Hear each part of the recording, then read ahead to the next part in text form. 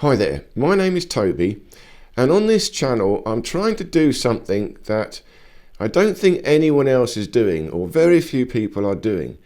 It's quite a big job. I'm trying to explain the entire universe, and I'm trying to explain it both spiritually and physically, because they must be both the same. This universe is both spiritual and physical. So there must be a way of explaining it. Now, of course, the ancient philosophies talked about this, but modern science does not really talk about this. Modern science has separated everything. It's divergent and it's materialistic. So it must be incomplete. It cannot be complete. And I'm trying to explain a complete model in a very simple language that we can all understand. But it's such a difficult thing to explain. So I'm explaining it in a scientific way, as scientific as possible, but also an organic way. I'm talking spontaneously, trying to explain it as I see it. And you have to bear with me, because I will say some things that scientists will laugh at, but it's because I haven't fully explained them. And it will take me time to go into the details, the minor details of physics, to explain really what I mean.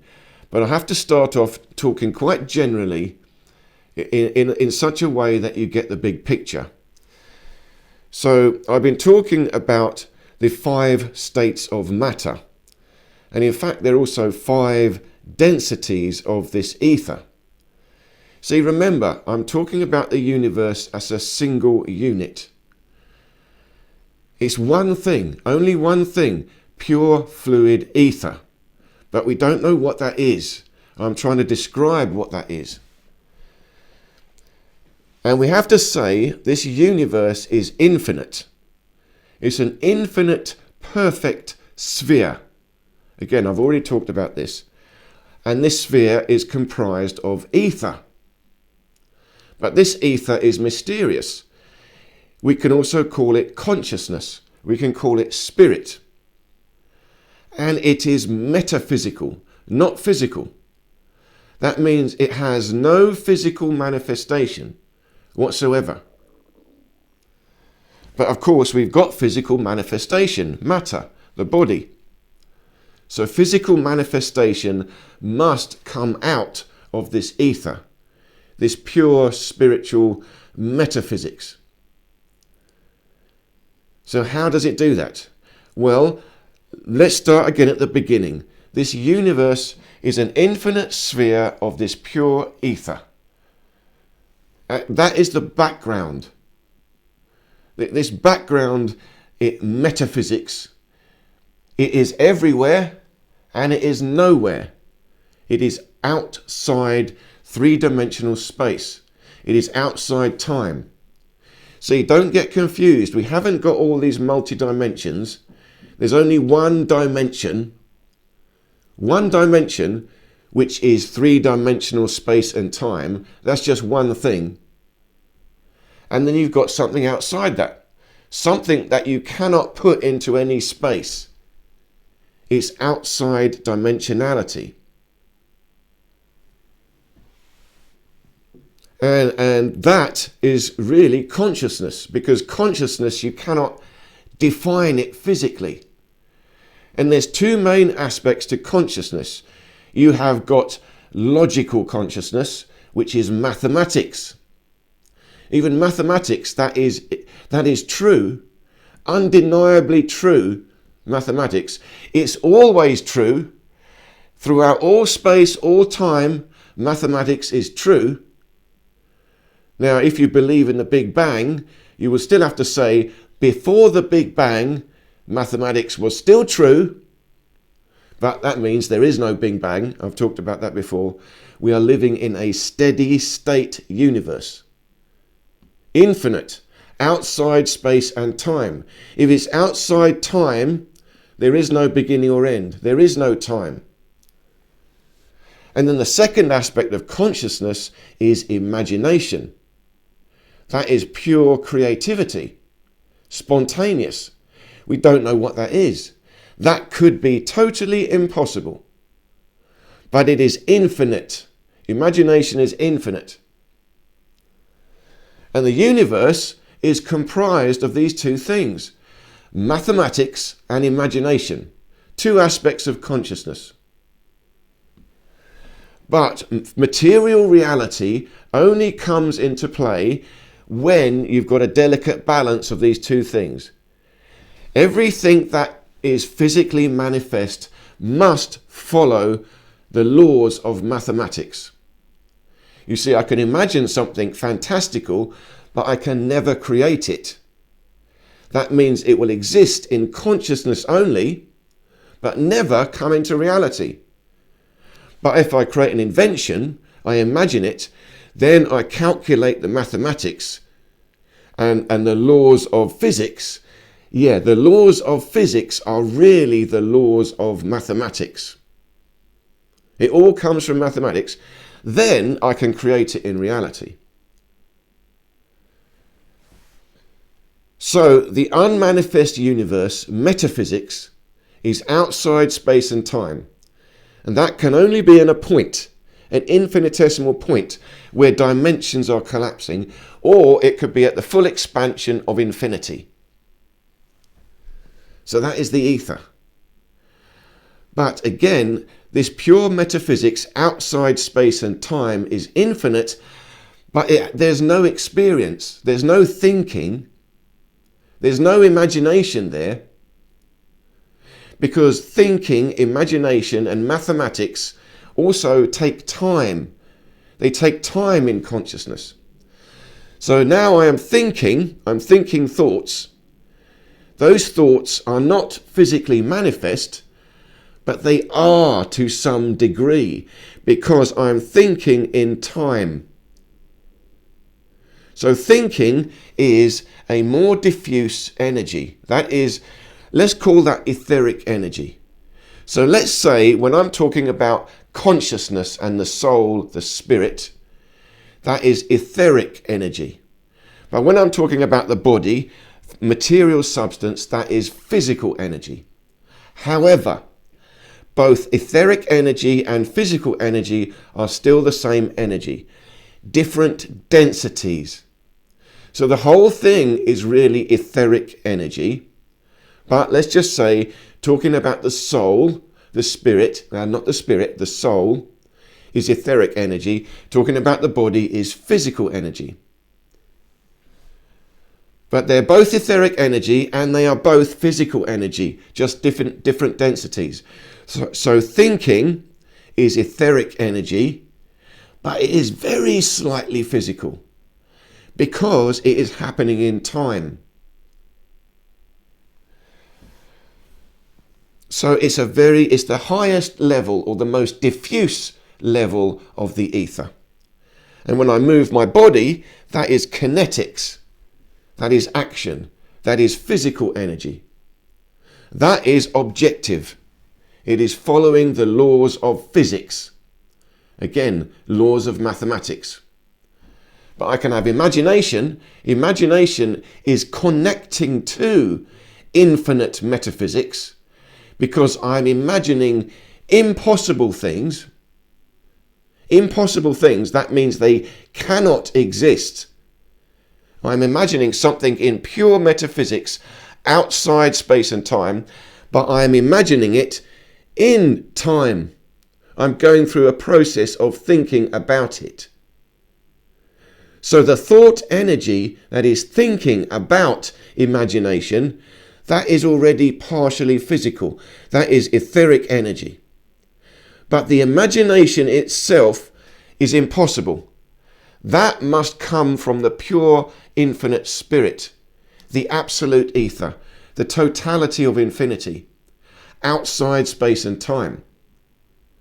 So we can say that the soul is this pure spirit, pure infinite consciousness, outside space and time, appearing into space and time. And it must appear from a point. So the soul geometrically must be an infinitesimal point appearing into dimensionality. And the seat of the soul, they all say it, ancient traditions, shamanic traditions, ancient Greeks, Egyptians, everyone says it. The seat of the soul is here in the heart chakra. Because that is the balance point. The balance point between this ultimate abstract metaphysics and the body, this manifest physics. So it is the mid-level density of ether. Put it like that.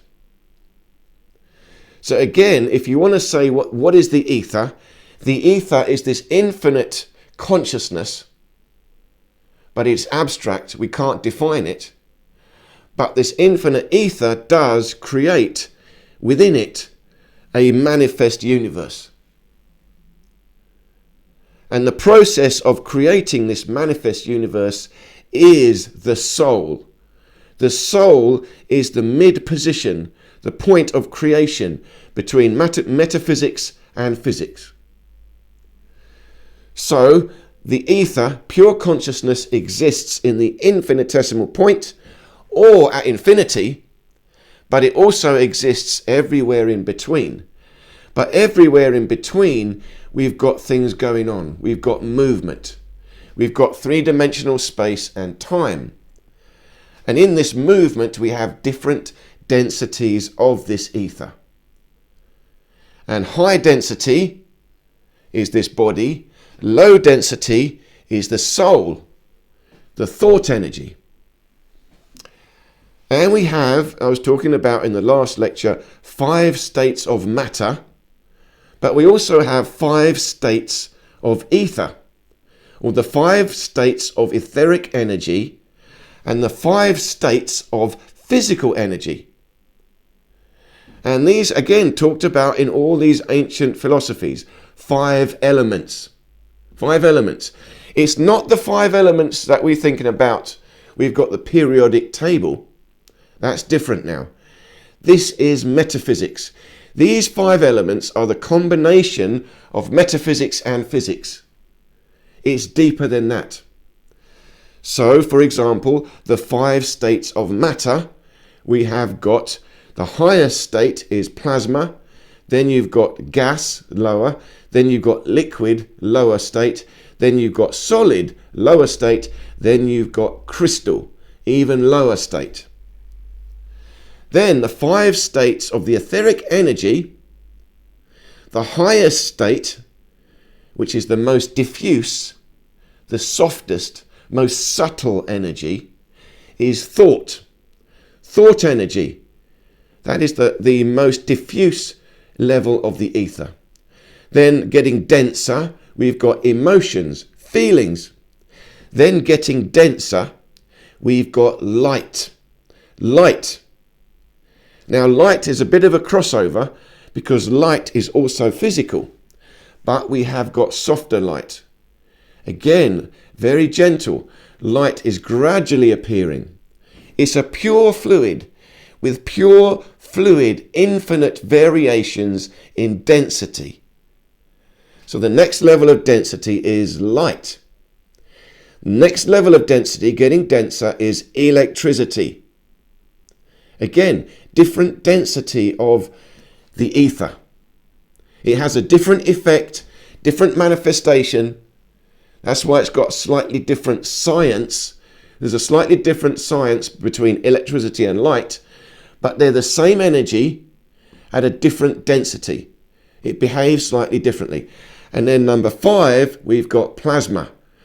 Electricity getting denser and denser is also plasma, becomes plasma. Again, slightly different physics, slightly different effect. Now plasma, I've talked about it, plasma. Within a plasma, you create atoms. Atoms can be created. So that's the crossover. Plasma then begins the 5 states of matter. So if you want to look at the entire universe, we've actually got 9 levels. 9 levels. We're starting off with infinite consciousness, abstract metaphysics. Infinite consciousness creates thought, very diffuse ether. Thought condenses into feeling, emotions, more dense, more powerful ether. Emotions condense into light. Again, more condensed, more powerful ether. I say powerful, you could say higher pressure, higher density, higher energy. It's abstract. We don't quite know how to describe it. I'm using the word density. Then light increases in density, we get electricity. Electricity increases in density, we get plasma. Plasma now creates atoms. So plasma is high energy ether. It's the most compact, the highest density of ether. That is the highest energy. Okay, this is where it gets confusing. Highest energy, highest density of ether is plasma. That's it. At that highest density, you can create an atom, a little bubble in that plasma.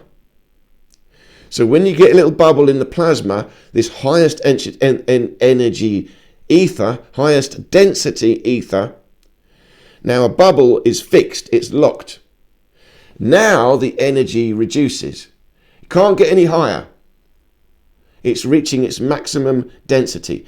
Then it spreads out. You can imagine now plasma is reducing in energy. It's getting more diffuse. But as the plasma spreads out, we've got atoms left over, little bubbles left over, trapped. Plasma captured in a little spherical geometry. It's a perfect balance between a clockwise and an anti-clockwise spiral movement of ether. So as the plasma now reduces in density, it returns back to electricity and it returns back to light. But of course these little bubbles are still there, moving around. The energy is diffuse. So now when the energy in a plasma reduces, it turns into a gas. So a gas is high level matter, high energy matter, but it's lower energy than a plasma. So the energy is now going down. From a gas, the energy goes down, density of ether reduces, the ether is spreading out, but the atoms are still left there. So as the ether spreads out, the atoms have less energy. Less energy brings them closer together. Again, I have to talk more about this. So we have a liquid. Less energy goes down, we have a solid. They get closer together. Less energy, less density, it becomes a crystal. And that's again the lowest density. Lowest density ether is going back to thought energy. Thought energy. So thought energy is the point where atoms have created a crystal. Here you can see the balance. As above, so below. But it's a mirror world, a reflection. You can think of this universe, this shamanic universe, as a great cosmic tree. A tree. And a tree below the earth has got roots. And above the earth has got branches. Below the earth, the roots mirror the branches. They look the same. But below the earth, we have got the 5 states of matter. Above the earth, we branch out into the 5 densities of ether. But they're both the same thing. The 5 densities of ether sink down into the earth, but they now are affecting atoms.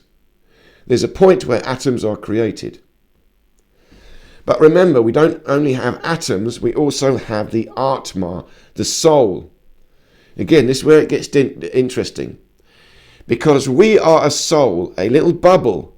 We're a bubble of this thought energy. A bubble of this etheric energy. But we also have a body. So we also got physical energy. We have got all these 9 levels. Thought energy all the way down to crystal. And we've got solid, liquid, gas, plasma. We can have microscopic plasma, which is called plasmoids. And we've got all different atoms. And they're all organized together. So how can this work? You see, now, if you understand the ultimate nature of the universe, consciousness, this infinite consciousness imagines everything, and then it is created. But we are a localized point of this consciousness. So this consciousness, this infinite universe, is coming out into thought energy, but every now and then we get a bubble. There's a bubble created of this thought energy. Just like in a plasma, you get a bubble which becomes an atom. In this high diffuse energy, you can have a bubble, and that becomes an atma, a soul. It means within this bubble, you have captured some of this infinite consciousness. It's held in suspension. It gives us the illusion that we are an independent, separate being. But we are, because we're captured in a bubble of ether. But we are clearly spontaneous. We are creators. This bubble is a point of this infinite consciousness appearing. It is mathematics and imagination continuously appearing from a point. And this mathematics and imagination appearing from a point spreads out into thought energy. This thought energy gradually increases in density into emotions, physical energy, and a physical body. Now, it means the thought energy has to organize matter. Not only is it creating a single atom, it now has to organize all different atoms. The human body, life is the organization of matter. You see, consciousness will create matter, it will create an atom, and we see that in a black hole. Black hole is high density plasma, it creates plasma and it creates hydrogen gas. But you can't say that is a soul, a living being. A living being, a soul, is using those atoms, but all different atoms. It's using electricity, it's using light, it's using emotion, everything, fluid, water. It's organizing them together and then using that. That is then used to interact. So this soul, this bubble of consciousness, is organizing matter to create this body. How does this happen? Well, again, we've got to look at the universe. I tried to explain this before. Two levels. The universe must appear from a point of pure consciousness, and it must also disappear into a point. So the beginning is pure consciousness emerging. The end is condensed, high-density consciousness collapsing in. See, an atom is still consciousness energy. It's still thought energy. But thought energy condensed, stabilized, collapsed. You can think of it like this. Thought energy, one single thought. A single thought has condensed, and locked in place.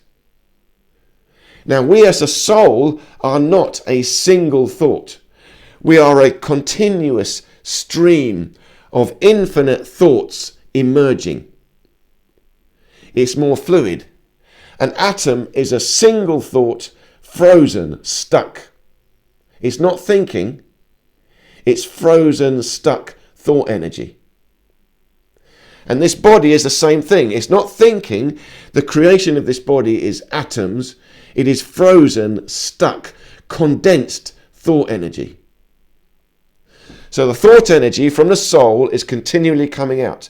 Ideas are coming out. Ideas are spontaneous. They come from a point. I got an idea. Poof! Where did it come from? I don't know where the idea came from. It popped into my head. The idea is spontaneous imagination and mathematics appearing from the abstract world. But then that thought, that idea becomes thought. It moves in the bubble. Thought is now movement. It is now ether. That is etheric energy. It has now become manifest. This is where it's tricky. The point of manifestation of the universe is not physical. It's spiritual. The universe first manifests itself as a soul, or as a multitude of souls, infinite variation of souls, all different life. The soul condenses down, the ether condenses down into all different things. Then we create a body and we create a material world. But this material world and this body is comprised of atoms. Once you've got atoms, once you've got these localized bubbles of ether created, now they are fixed. These are not fluid. They are fluid, but they appear like particles. They are bubbles in fluid. And we can't really do much with these bubbles. They don't change. So for the universe to be changing, there has to be a way of moving these bubbles around, organizing these atoms. That is done again by the soul. Look at it this way. The idea, spontaneous, pops into your head. It comes from a point, pure metaphysics, appearing. That idea becomes thought, movement, very diffuse ether. But if I got passion, it becomes feeling. That idea, oh, that's a brilliant idea. I really want to do that idea. It's feeling now. I can feel the idea. Oh, I want to do it. Then I physically do the idea. Now I do it. Infinitesimal, pure consciousness appears from nowhere. It becomes thought. Thought becomes feeling. Feeling becomes action. Unmanifest becomes manifest. We can see this locally with our soul, but this happens on a primordial level, in the very way that the universe is created. But it is not created, it is being continuously created. I, the soul, am continuously creating. New ideas are continuously appearing. Every moment is a new creation. Remember, it comes from a point that is outside time. So that is always happening. It would have always happened. It will always happen. There can be no first moment of this happening, because every moment is a first moment. And we have relative time because we have relative souls. Again, very difficult to understand. On the more diffuse ether in thought energy, it's more relative. We are experiencing different flows of time. But on physical level, at this body, now it's become more objective. The atoms are fixed. Now we experience a more objective flow of time. We share this time. But still we know there is a certain amount of relativity even in physical time, because it's still the same energy.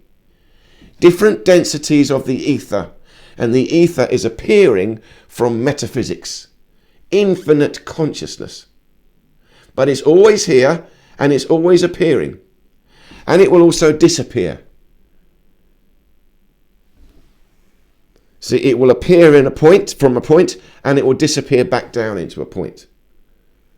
It's a process that is happening. So the soul now organizes matter. How does it do that? Well, again, it happens through mathematics. Life, the appearance of life, is mathematical. It must go through a particular process. You cannot just manifest a body. Boom, here's my body. No, the body must be grown. It must grow. And growth, again, happens because there are atoms. These atoms have to now be put together. Different atoms have to be collected. They have to be put together in the right place. We have to build a life form step by step using building blocks, these bubbles. We cannot just manifest it, because again the soul ether is creating, the first point of creation is thought energy, not atoms. Atoms is at the end position. The last position of creation is an atom. It means like a single focused thought creates a single atom. But we are not a single focused thought. We are a continuous stream of emerging thoughts. So we are not an atom. So we have to get these atoms and organize them. So that the consciousness, pure consciousness, has the idea, the plan, the design for a body. That exists forever. That is mathematical. Again, it's to do with efficiency. A crystal is the lowest form, the lowest state of energy in material substance because of mathematics. The atoms are locked together in their lowest energy state. That has to be calculated. It's mathematical. It's entropic. Energy is always entropic. Once you've got matter, you've got entropy. Matter is trying to go to its lowest energy state. So because it has to do this, that lowest energy state is the position where all the atoms are just right. And all the atoms are the same, so the position they would find in this lowest energy or highest entropy is crystalline. But that crystalline shape, geometry, is mathematics. You calculate it. But mathematics is metaphysics. It has calculated it. Therefore, the crystal can be formed. But the crystal is only formed through this process of the densities of the ether. A crystal must also be grown. You cannot manifest a crystal. Boom, there's a crystal. No, I can manifest thought. Thought will be condensed into feeling, condensed into light, condensed into electricity, condensed into plasma, condensed into atoms. Then atoms have to be organized into a crystal. Do you see? So it has to go through the process. So now this spirit has the idea, the blueprint for a body, and the body is the most efficient, again it's mathematical, most efficient morphology for self-awareness. See, again, you have different bubbles of consciousness, different type of soul. We as humanoids are self-aware.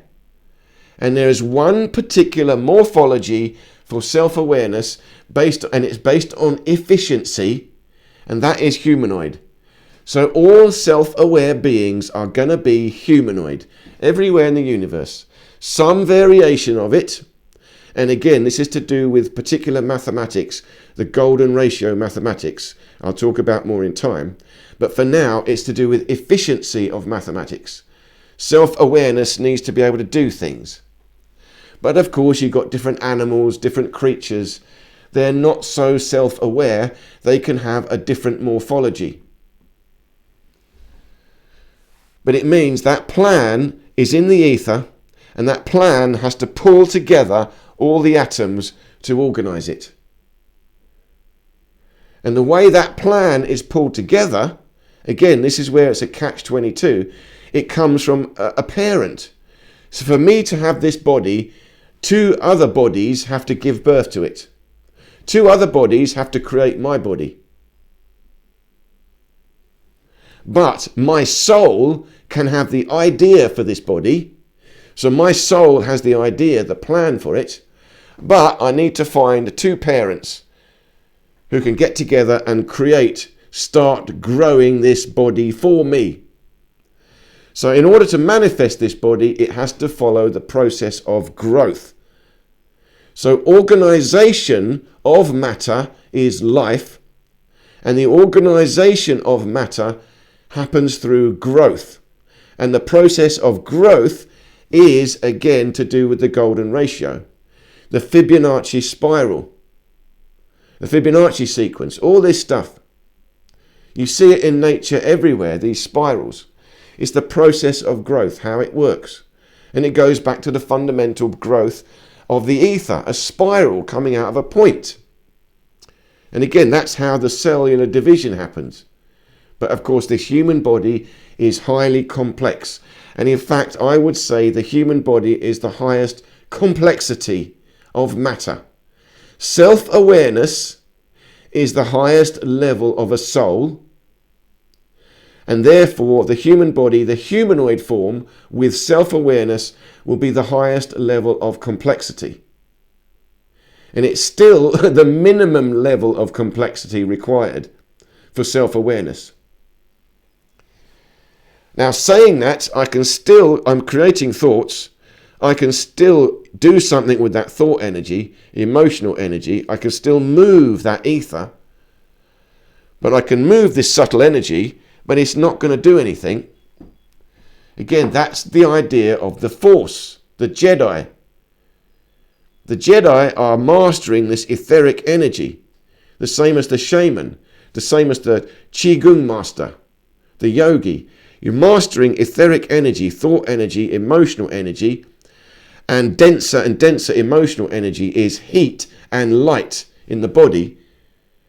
If you can master that, you then also can control electricity in the body. It means I can reach a certain level of density of the ether. And I've shown it, Qigong masters, some of them can create a little spark of electricity. It means you've managed to focus enough of this energy to actually directly control a denser level of etheric energy. Electricity, a little spark. So that is the training we can do. And it means every soul, we are self-aware, but of course we have different levels of self-awareness. Everyone is different. Everything is different. Different size bubbles, different shape bubbles. So we can increase our power. We can increase the strength of our soul, the bubble of ether, our aura. And we can increase our control of this ether by focusing it. See, if you realize this, thought energy is very diffuse. It's spreading out like a daydream, just going off. But if I focus it into an idea and I think through it mathematically, I'm now condensing that thought energy. Then if I start to build a passion, I really want this. I'm going to build this. I'm going to create this. Now that thought energy is getting denser, is getting more real. See, this is how we do it in our body. Thought energy, I have the thought that I am a soul. I am thought energy. But that thought energy creates a body. I have the idea for a body. I visualize a body. But let's keep it etheric. Let's visualize a light body. So you're condensing your thoughts into this visualization of a light body. This light body is the fundamental geometry. You see that we can create that. Because from the ether is the design, unlimited metaphysics. That design manifests as thought. I think about it. I'm thinking about a light body. That is now already manifest. I'm thinking about it in time. Visualize a light body. Now I feel it. Feel the light body. Feel the emotions. Feel power. Feel love. Feel courage. Anything. Feel intensity. That light body getting stronger. Now, the light body, of course, is inside my physical body. I've already got my physical body, but what I'm doing is building the intensity of my light body. That light body is the plan, the design for this physical body. But now that I've already got a physical body, it's not finished. You see, this physical body is now created, but this physical body is being continuously created. Remember, life is self-replication. Now I've got it. Every cell is dividing. This body is regrowing. You see, the pattern, the idea of the body is asserting itself on the physical body. My soul is still organizing the atoms in the body. It's organizing the atoms through DNA, through biological materials. They're already organized atoms. But this is how we organize it now. So when you've got the light body, you're applying this plan, the idea and the feeling into light, into electricity. Then that gives the idea, this organization for the atoms. So you're regrowing your body, redesigning your body. Visualize a perfect energy body. Then try to hold your physical body in the same good position and allow that perfect energy body to manifest itself into your physical body. This is how we do healing. This is epigenetics. This is the soul asserting itself over the body. This is mind over matter, mind power. Now again, there's limitations to it because the body is now already atoms. It has to still happen through this process, various densities of the ether. We have to follow the process. But the soul, because the soul is now a bubble of consciousness, it is consciousness in its infinity, is outside space and time. You can think of that as the unconscious mind. But now I am a soul. I am a bubble of that consciousness captured. I've now manifested into space and time.